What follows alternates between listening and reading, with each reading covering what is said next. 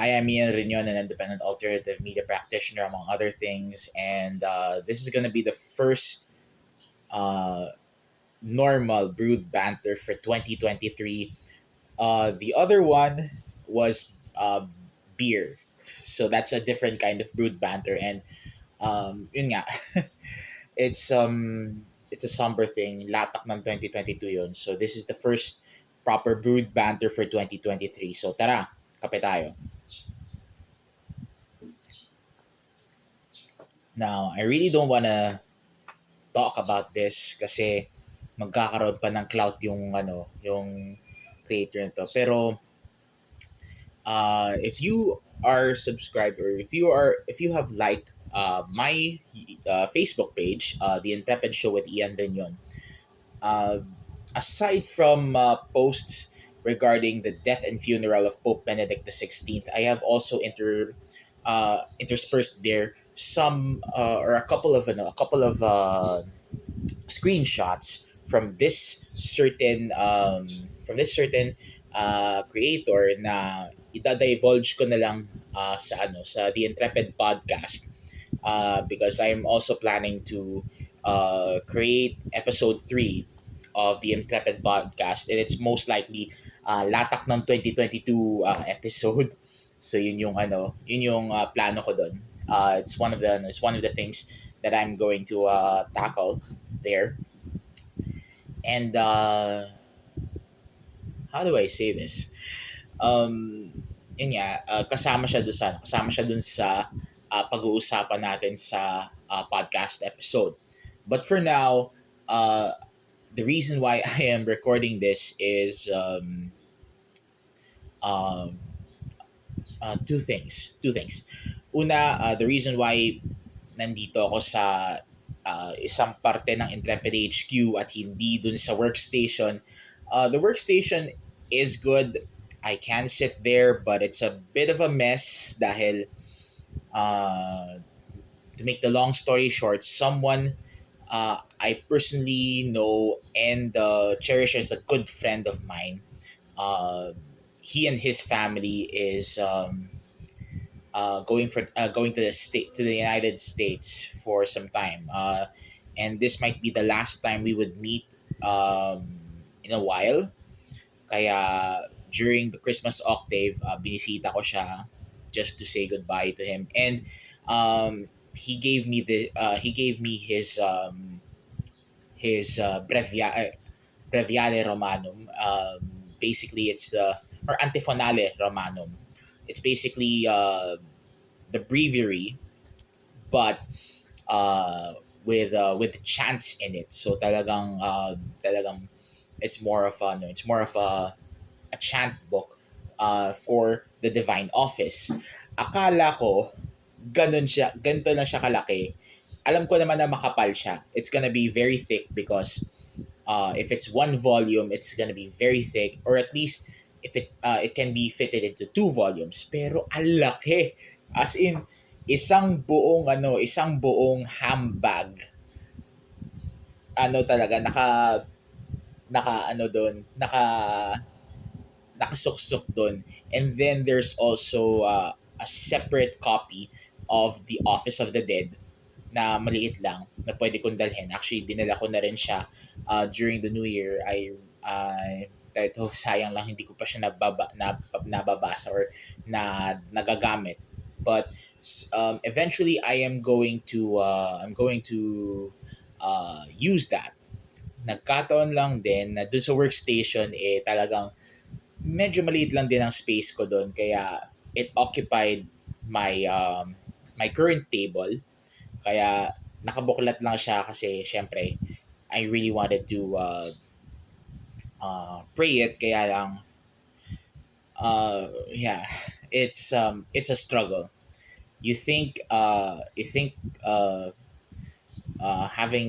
having faith and being a believer is a walk in the park. No, it's an absolute struggle. It's a struggle that would be with you for the rest of your life. Yun lang yun. Anyway, that's the reason why nandito ako sa ibang parte ng Intrepid HQ. Now, for the main thing. Um, yeah, kasama to sa ano ko sa ilalagay ko doon sa um, ano yun sa episode 3 ng The Intrepid podcast, and I am basically scribbling down my notes on the fly about the other things that I'm going to talk about. And yun nga, it's ang dami din latak ang 2022. I mean, this is my way of nipping it in the bud bago pa siya maging irrelevant sa 2023. So yun lang naman yun.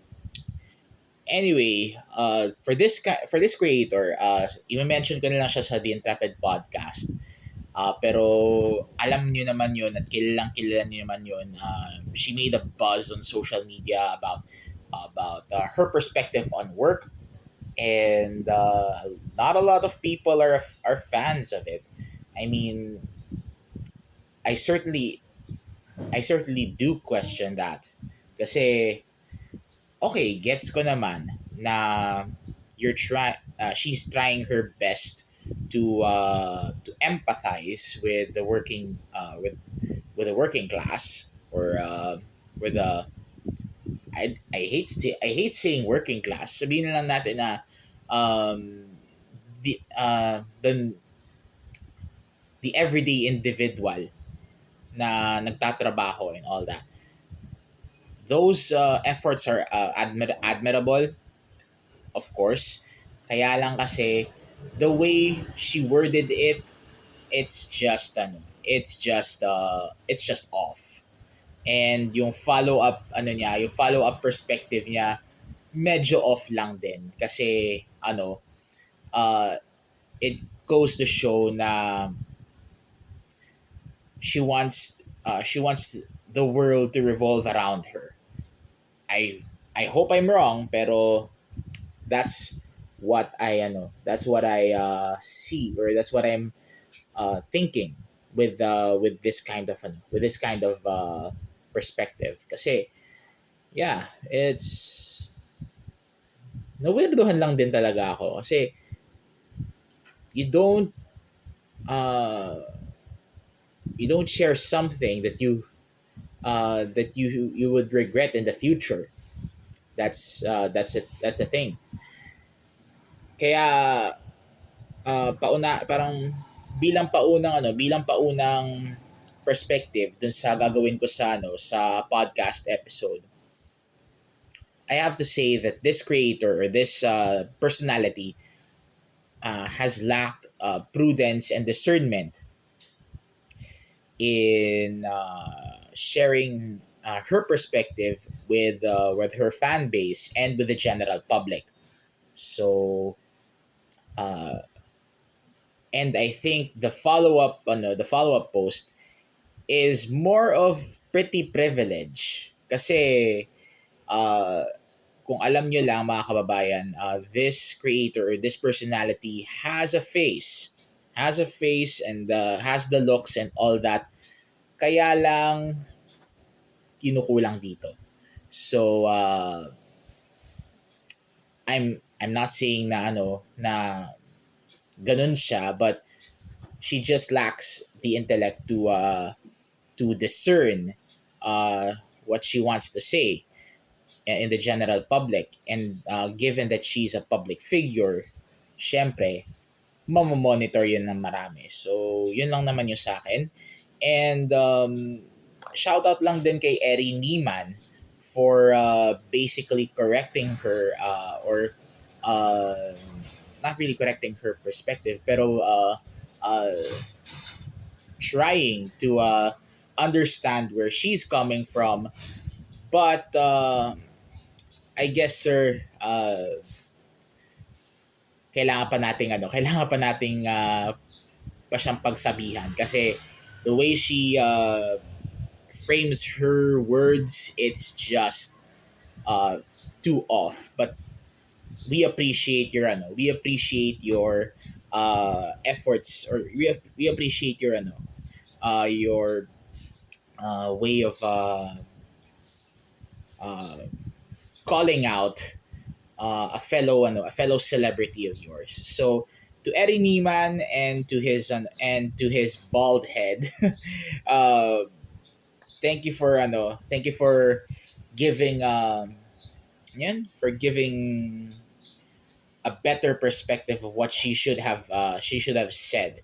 Kasi alam ko naman na, I mean, it's really it's just really off. Kaya thank you for that thank you for that very long perspective, for that correction post that you made a few days ago. Um uh ayoko na ito. I don't even know. I didn't even know him that much, other than him being bald. But anyway, that's just a joke, sir. I appreciate your thing. You nailed it. You nailed it. Very, very, very, very well. And here's to you. And I hope you have a to be successful in 2023. Cheers. Well, yun. Ay, ay, ay. Now, so I've already told you that, yun nga, I will be having this as part of episode 3 of the Intrepid podcast. So I would have to translate this, or to transcribe this into script format if uh, sinipag ako. But then again, show notes would be fine. I just have to edit my voice in the long run kapag yun ang mangyayari. But either way, I would be recording the Intrepid Podcast episode 3 in the future. So, abangan nyo na lang. With all that said, this is Intrepid Ian Riñon reminding you to, at all times, be the salt of the earth and the light of the world. Until then, look alive, stay alive, be kind to yourself and to each other, and thank you very much for watching. So, from here in Intrepid HQ, see you next time. Ian out.